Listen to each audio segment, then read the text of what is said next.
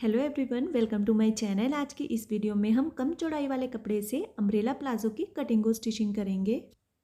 इस प्लाजो के बॉटम में जॉइंट लगा के आप किसी भी लेंथ के लिए इसको रेडी कर सकते हो।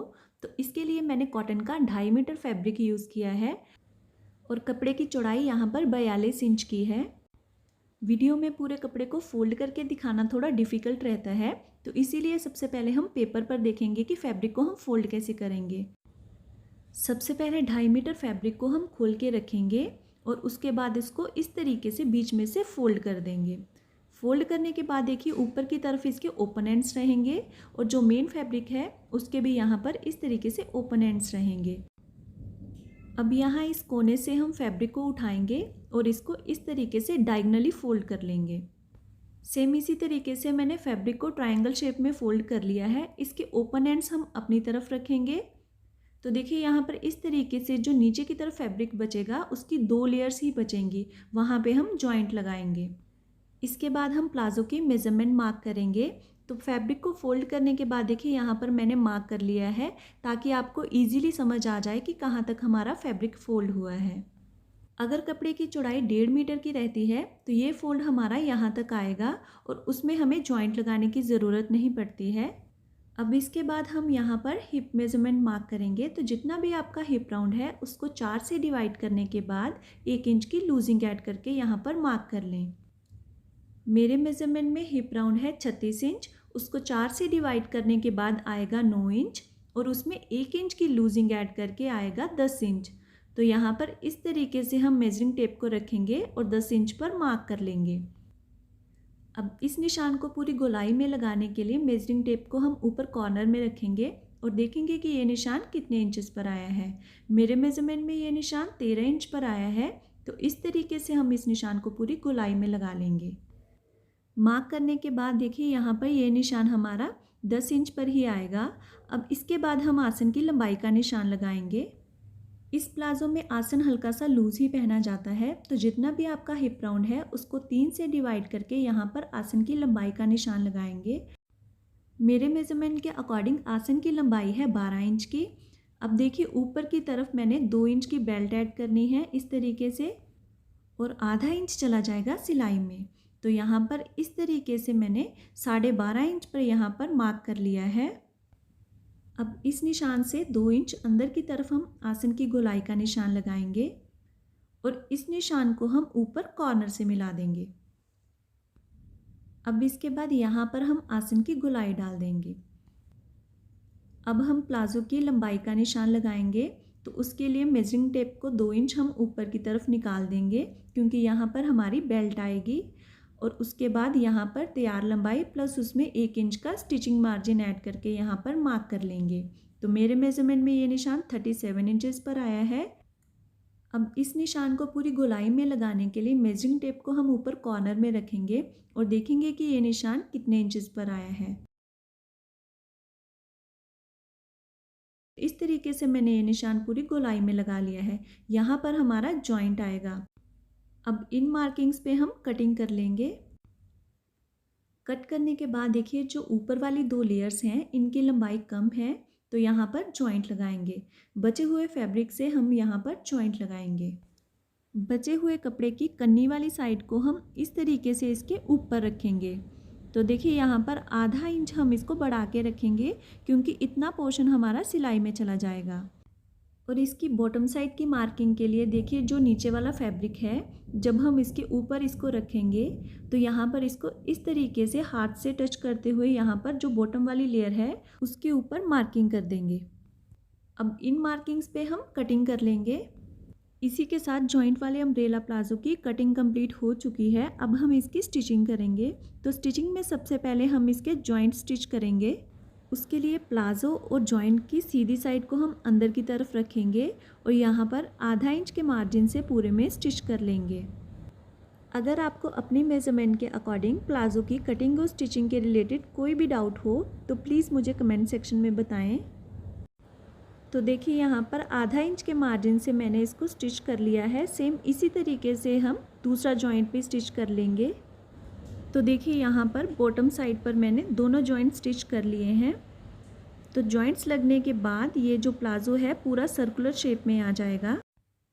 अब इसके बाद दोनों पैनल्स की सीधी साइड को हम अंदर की तरफ रखेंगे और यहाँ पर आसन की सिलाइयाँ लगा देंगे। तो देखिए यहाँ दोनों साइड मैंने आसन की सिलाइयाँ लगा दी हैं। आसन की सिलाइयाँ लगाने के बाद हमारे पास दोनों लेग्स के पैनल तैयार हो जाएंगे। अब इसके बाद हम इसकी बेल्ट रेडी करेंगे। बेल्ट के लिए जो हमें कपड़ा चाहिए उसकी लंबाई रहेगी, जितनी भी चौड़ी आप इलास्टिक डालना चाहते हो उसका डबल प्लस उसमें 1.5 इंच हम सिलाई के लिए ऐड करेंगे। मेरे मेज़रमेंट में इलास्टिक की चौड़ाई 2 इंच की है, इसीलिए बेल्ट के लिए मैंने कपड़े की लंबाई 5.5 इंच की रखी है और कपड़े की चौड़ाई मैंने यहाँ पर थोड़ी एक्स्ट्रा ही रखी है, जिसको बाद में हम ट्रिम कर लेंगे। अब बेल्ट को हम आसन के जॉइंट पर रखेंगे। बेल्ट का 1 इंच का कपड़ा हम इस तरीके से छोड़ देंगे और उसके बाद इसको स्टिच करना शुरू करेंगे। इसके बाद आधा इंच के मार्जिन से पूरे वेस्ट राउंड में हम बेल्ट अटैच कर लेंगे। अब देखिए जो बेल्ट की चौड़ाई हमने एक्स्ट्रा ली थी उसको यहाँ से ट्रिम कर देंगे और यहाँ पर इस तरीके से जॉइंट लगा के बेल्ट अटैच कर लेंगे। तो देखिए यहाँ पर पूरे वेस्ट राउंड में मैंने बेल्ट अटैच कर दी है। अब हम इसमें इलास्टिक इंसर्ट करेंगे। तो उसके लिए इलास्टिक की जो हम लंबाई लेंगे वो आपका वेस्ट राउंड और उसमें से 3 इंच माइनस करके लेंगे। तो मेरे मेज़रमेंट में वेस्ट राउंड है 30 इंच, उसमें से 3 इंच माइनस करने के बाद 27 इंच पर मार्क कर लेंगे। अब इलास्टिक को हम बेल्ट और प्लाजो के जॉइंट पर रखेंगे और जो देखिए बेल्ट का एक्स्ट्रा पोर्शन है उसको हम इस तरीके से फोल्ड करके ऊपर से यहाँ पर कच्ची सिलाई लगाएंगे। कच्ची सिलाई लगाने के बाद पूरे वेस्ट राउंड में हम इलास्टिक को इंसर्ट करेंगे। देखिए यहाँ पर मैंने कच्ची सिलाई लगा दी है। अब इसके बाद इस तरीके से हम इसको पूरे वेस्ट राउंड में इंसर्ट कर लेंगे। अगर आप इस प्लाज़ो के किसी भी पार्ट की डिटेल वीडियो चाहते हैं तो प्लीज़ आप मुझे कमेंट सेक्शन में बताएं। और अगर आपके लिए ये वीडियो यूज़फुल है तो प्लीज़ आप इसे लाइक कर दें और चैनल को सब्सक्राइब कर दें।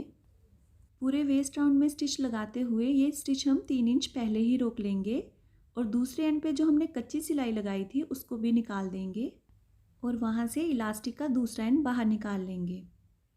अब इसके बाद देखिए जो हमने 27 इंच पर मार्क लगाया था उसको खींच के हम इस तरीके से बाहर निकाल लेंगे और यहाँ से इलास्टिक को हम कट कर लेंगे।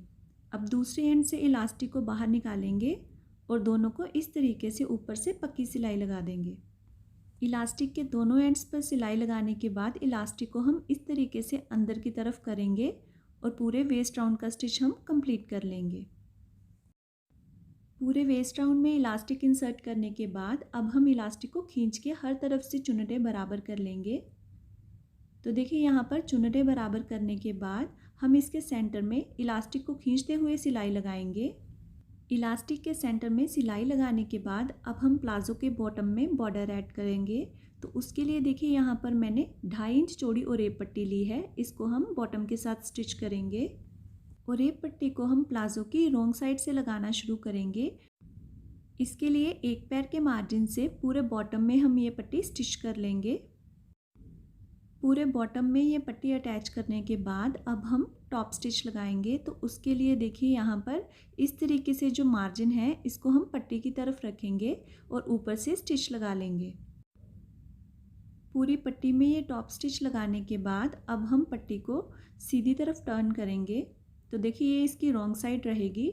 अब हम इसको इस तरीके से फोल्ड करेंगे और ऊपर से स्टिच लगा लेंगे और ये पट्टी को हम किसी भी गोलाई वाले घेरे में इजीली स्टिच कर सकते हैं। तो इस तरीके से हम पूरे में फोल्ड करते हुए इस पट्टी को अटैच कर लेंगे। ये पट्टी स्टिच करते टाइम हम जो मेन फैब्रिक है उसकी हल्की सी पाइपिंग रखेंगे बॉटम साइड पर। पूरे बॉटम में और ये पट्टी स्टिच करने के बाद जो सिल्वर गोटा है उसको मैंने यहाँ पर 0.25 इंच के गैप से स्टिच कर लिया है। सेम इसी तरीके से प्लाज़ो के दूसरे पैनल पे भी हम ओरेप पट्टी और गोटा स्टिच कर लेंगे। तो देखिए यहाँ पर दोनों लेग्स के पैनल पे मैंने ओरेप पट्टी और गोटा स्टिच कर लिया है। अब इसके बाद प्लाज़ो के इनर लेग्स पे हम आधा इंच के मार्जिन से स्टिच लगा लेंगे। ये स्टिच लगाते टाइम ध्यान रखें कि जो हमने गोटे की पट्टियाँ लगाई हैं वो इस तरीके से मैच करनी चाहिए और यहाँ पर इसी तरीके से आधा से 0.25 इंच के मार्जिन से पूरे में हम स्टिच कंप्लीट कर लेंगे। तो देखिए यहाँ पर पूरे इनर लेग्स में मैंने ये स्टिच कंप्लीट कर लिया है। हमने जो पट्टियाँ लगाई हैं वो इस तरीके से मैच करनी चाहिए और इसके मार्जिन को हम नीडल की हेल्प से अंदर की तरफ टक कर लेंगे। ये इस प्लाज़ो की फ़ाइनल लुक है। अगर वीडियो अच्छा लगा हो तो प्लीज़ आप इसे लाइक कर दें और चैनल को सब्सक्राइब कर दें। Thanks for watching.